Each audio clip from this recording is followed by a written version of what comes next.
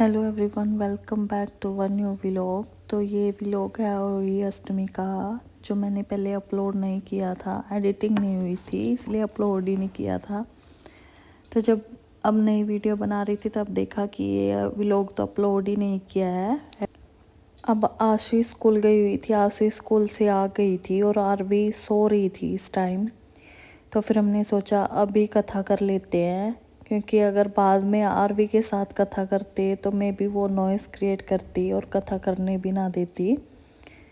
Because वो छोटी है तो उसको पता नहीं कि कैसे क्या करना है, तो इसलिए फिर मैंने सोचा कि अभी कर लेते हैं। और आशवी तो कह रही थी कि आरवी को उठा लो, फिर मैंने कहा नहीं बेटा, आरवी को सो नहीं दे, हम ही कर लेंगे दोनों। तो अब हम करते हैं पूरी कथा की विधि और कथा स्टार्ट।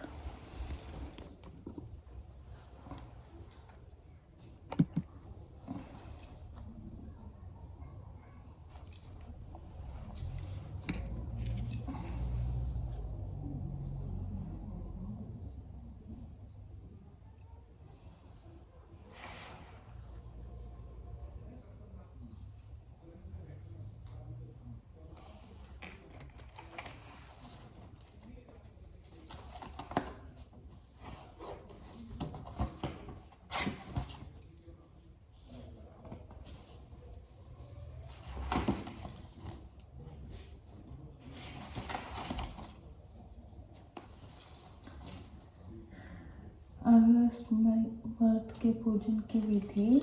यह वार कार्तिक लगते ही अष्टमी को किया जाता है। जिस वार की दीपावली होती है आयुवट्ठों भी उसी वार की पड़ती है। इस व्रत को स्त्रियां ही करती हैं जिनके संतान होती है। बच्चों की माँ दिन भर व्रत रखे, सायंकाल दीवार पर अस्कोष्टक की अहोई की पुतली रंग भरकर बनाए। उस पुतली के पास सही और सही बच्चों का चित्र भी बनाए या छपी हुई अष्टमी का चित्र मंगवाकर दीवार पर लगाए तथा उसका पूजन कर सूर्यास्त के बाद अर्थात तारे निकलने पर पृथ्वी को पवित्र करके चौक पूर कर एक लोटा जल भरकर एक पटले पर कलश की भांति रखकर पूजा करें। अहोई माता का पूजन करके माताएं कहानी भी सुने। पूजा के लिए माताएं पहले से एक चांदी के अहोई बनाए जिसे श्याऊ कहते हैं। इसमें चांदी के 2 दाने मोती डलवा लें। जिस प्रकार गले में पहनने के हार में पेंडल लगा होता है, उसी की भांति चांदी के अहोई डलवा और डोरे में चांदी के दाने डलवा लें। फिर अहोई की रोली, चावल, दूध व भात से पूजा करें। जल से भरे लोटे पर सतिया बना लें। एक कटोरे में डलवा तथा रुपए का बायना निकाल कर रख लें और 7 दाने गेहूं के लेकर कहानी सुने। जो बायना निकाल कर रखा था उसे सासू के पांव लगाकर आदरपूर्वक उन्हें दे दें। इसके बाद चंद्रमा को अर्घ देकर स्वयं भोजन करें।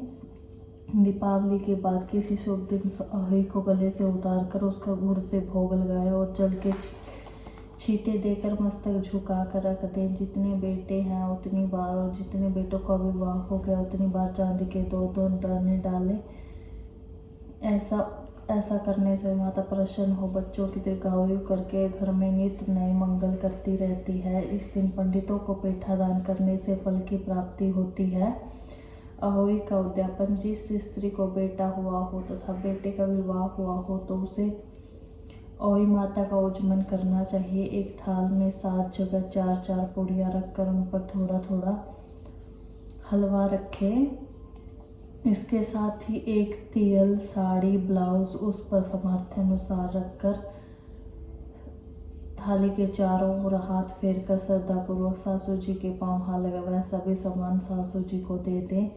तेल तथा रुपए सासू जी अपने को और हलवा पूरी का बायना बांट दे। बहन बेटी के यहाँ भी बायना भेजना चाहिए। अहोई अष्टमी की कथा।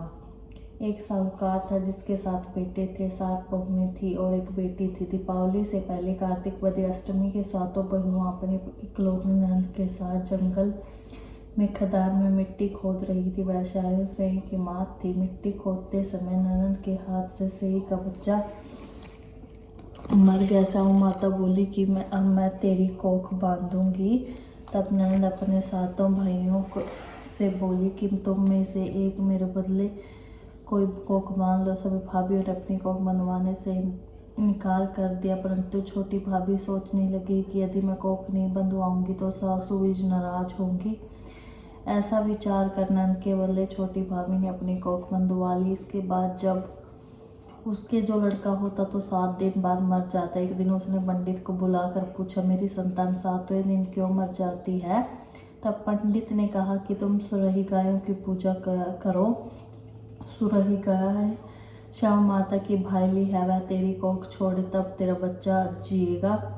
इसके बाद वह बहू प्रातःकाल उठकर चुपचाप सुरही गायों के नीचे सफाई आदि कर जाती। गौ माता बोली कि आजकल कौन मेरी सेवा कर रहा है, सो आज देखूंगी। गौ माता बहुत सवेरे उठी, क्या देखती है कि एक साहूकार के बेटे की बहू उसके नीचे सफाई कर रही है। गौ माता उससे बोली, क्या मांगती है?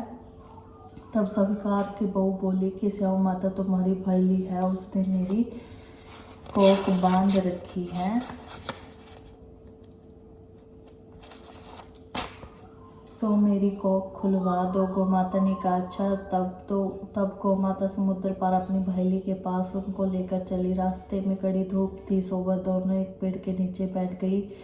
थोड़ी देर में एक सांप और उस पेड़ पर गरुड़ पंखनी का बच्चा था, उसको डसने लगा। सब प्रकार के सांप मार कर डाल के नीचे दबा दिया, बच्चों को बचा लिया। थोड़ी देर में आई तो वह खून देखकर साहूकार की बहू को चोंच मारने लगी।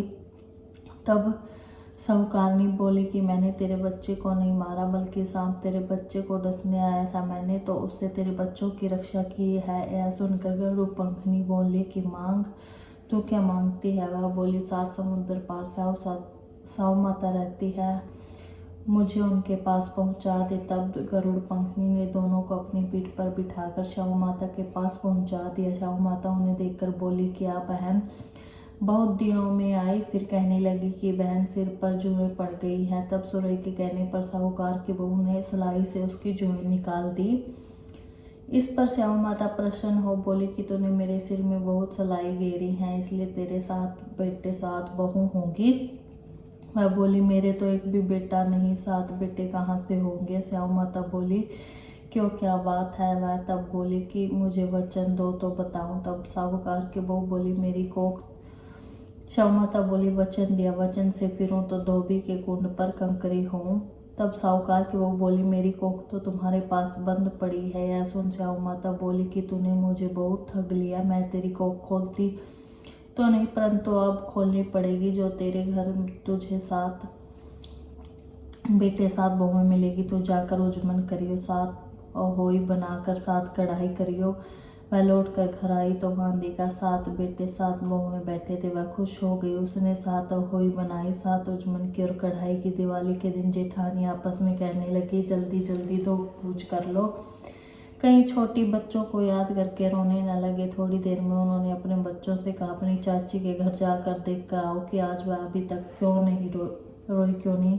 बच्चों ने जाकर कहा कि चाची तो कुछ मान रही है, खूब उजमन हो रहा है। सुनते ही जेठानियाँ दौड़ी घर जाकर कहने लगी, तूने कोख कैसे छुड़ाई? वह बोली, तुमने तो कोख बंधाई नहीं, सो मैंने कोख बांधा ली थी। तब श्याम माता ने कृपा करके मेरी कोख खोल दी है। श्याम माता ने इस प्रकार साहूकार की बहू की कोख खोली।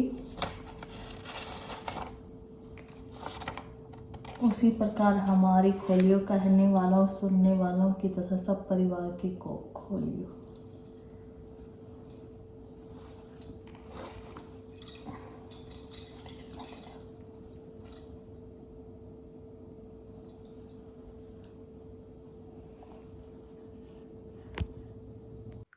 अगर आपको व्लॉग पसंद आया तो प्लीज़ लाइक करें, कमेंट करें, शेयर करें और सब्सक्राइब करना ना भूलें चैनल को प्लीज़।